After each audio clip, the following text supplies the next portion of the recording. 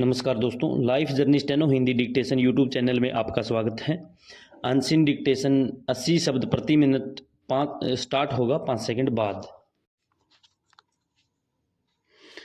Start.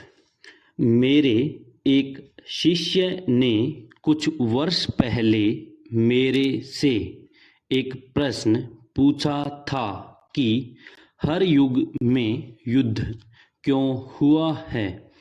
क्या यह जरूरी था? इसके बिना काम नहीं चल सकता था क्या?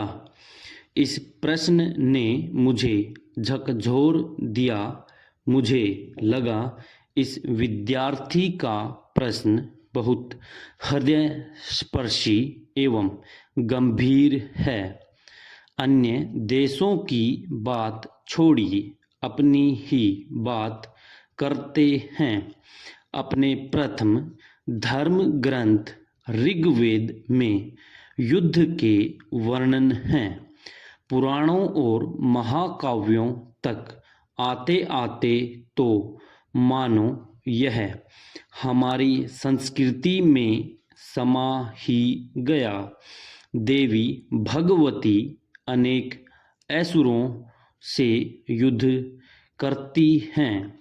शुंभ निशुंभ, चंड मुंड और महिषासुर और भी न जाने किस किस के साथ भगवान राम को रावण के साथ युद्ध करना पड़ा। महाभारत का युद्ध तो विश्व की संस्कृति और इतिहास दोनों में अपना अद्भुत स्थान रखता है। विष्णु के अवतारों में नरसिंह, परशुराम, राम, कृष्ण और यहाँ तक कि कल्कि जो अभी होगा युद्ध करते हुए दिखाई देते हैं। हमारे सभी आदर्श देव इसलिए भी पूज्य हैं कि वे युद्ध कला में निपुण थे और आसुरी शक्तियों को पराजित करने की अद्वितीय क्षमता रखते थे।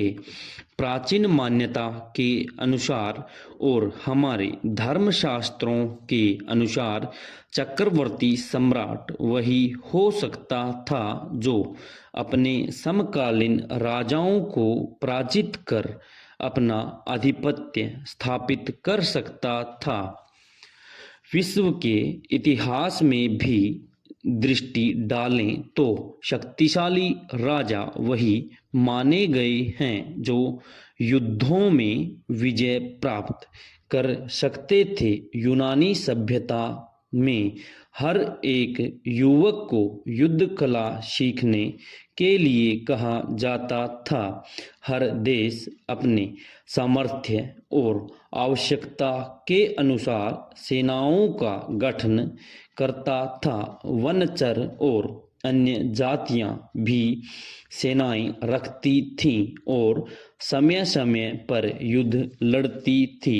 यद्यपि सैनिक कार्यों में मुख्यतः पुरुष वर्ग ही भाग लेता था, तथापि अनेक स्थलों पर युद्धों में स्त्रियों के भी सम्मिलित होने के उल्लेख मिलते हैं। युद्ध अनेक कारणों से लड़े जाते रहे हैं। इनमें से कुछ प्रमुख हैं। भौगोलिक सीमाओं की रक्षा के लिए पड़ोसी देश की संपन्नता से ईर्ष्यावश उसका विनाश करने के लिए आसुरी शक्तियों द्वारा दैवी शक्तियों को चुनौती देने के लिए महत्वाकांक्षी शासकों द्वारा अपने राज्य की सीमाओं के विस्तार के लिए किसी धर्म विशेष का अन्य धर्मानुयायियों पर आधिपत्य जमाकर अपने धर्म को फैलाने के लिए किसी सुंदरी स्त्री को ग्रहण करने के लिए किसी उद्दंड शासक के विरोध में विद्रोहवश कभी कभी गर्वोन्मत्त शासक अन्य शासकों पर अपनी सामरिक श्रेष्ठता सिद्ध करने के लिए भी युद्ध लड़ते हैं। आधुनिक युग में विशेष राजनैतिक विचारधारा के प्रसार के लिए दूसरे राष्ट्रों पर युद्ध थोपे जाते हैं। सभी स्थितियों में मनोविज्ञान, अनियंत्रित राजशक्ति एवं उन्माद युद्ध के कारण बनते हैं। युद्ध लाते हैं अपने साथ सम्यता, संस्कृति, ज्ञान, विज्ञान और कलाओं का विनाश। युद्धों का परिणाम होते हैं भूख, बेरोजगारी, बेकारी, दूसरे लोगों पर निर्भरता, पराधीनता इत्यादि। आज के युग में शस्त्र अस्त्रों को एकत्रित करने की होड़ सी लग गई है। जितना धन संपन्न एवं विकासशील देश सुरक्षा उपकरणों, सेनाओं पर व्यय करते हैं, उसका चौथाई भी आम आदमी के लिए खर्च कर दिया जाए तो जनसाधारण में कोई भूखा नहीं रहेगा, अशिक्षित नहीं रहेगा, बेहतर स्वास्थ्य सुविधाएं मिल सकेंगी और सहस्त्रों ज्ञान भास्कर उदित हो सकेंगे। लेकिन उन्मत्त शासक पहले आम जनता को मानसिक तौर पर युद्धोन्मुखी बनाते हैं, फिर विनाश की लीला में प्रवृत्त होते हैं। सबसे ज़्यादा इसे भोगते हैं आम लोग। खेद का विषय यह है कि सीमा पर छोटी से छोटी घटना का समाधान हमारे निर्वाचित प्रतिनिधि एवं राजनीतिक दल युद्ध में ही ढूंढते हैं। पड़ोसी राष्ट्रों की किसी भी अवांछित गतिविधि के हल के लिए सरकारों को युद्ध के लिए उकसाने के लिए नेता लोग तीखे बयानों की झड़ी लगा देते हैं। पीठासीन सरकारों को दुर्बल कहा जाता है, नेताओं को पंगु और शक्तिहीन। पर क्या हर समस्या हल युद्ध है? क्या एक युद्ध के बाद कभी वैसी परिस्थिति की पुनरावृत्ति नहीं हुई? क्या यह भी सच नहीं कि हर युद्ध अंततः बातचीत के बाद ही समाप्त हुआ है और हर युद्ध की अंतिम परिणति समझौता ही है? तो फिर इसे पहला कदम न मानकर हम अंतिम कदम क्यों मानते हैं?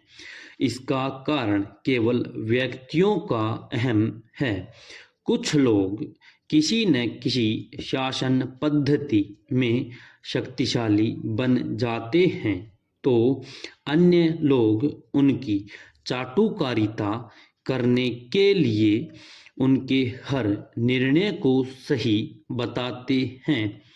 जनसाधारण का हित सोचने के बजाय वे शासक को प्रसन्न करने में अपना हित मानते हुए अनुचित निर्णयों का समर्थन करते हैं। व्यक्तियों का युद्धोन्मुखी उन्माद किसी भी दृष्टि से प्रशंसनीय नहीं होता। विश्व का इतिहास इस बात का साक्षी है कि युद्ध के कारण हानि दोनों पक्षों की होती है, विजेता की भी और पराजित पक्ष की भी। यह अलग बात है कि विजेता विजय के गर्व में इसकी गणना नहीं करता और पराजित इस हानि की पूर्ति के लिए बहुत देर तक इस परिस्थिति से जूझता रहता है। परिस्थितियों की विवशता से होने वाले युद्धों में भी हानि तो होती ही है। कौरवों के सर्वनाश के बाद भी क्या पांडवों के कुल को एक अश्वत्थामा ने अपूरणीय क्षति नहीं पहुंचाई?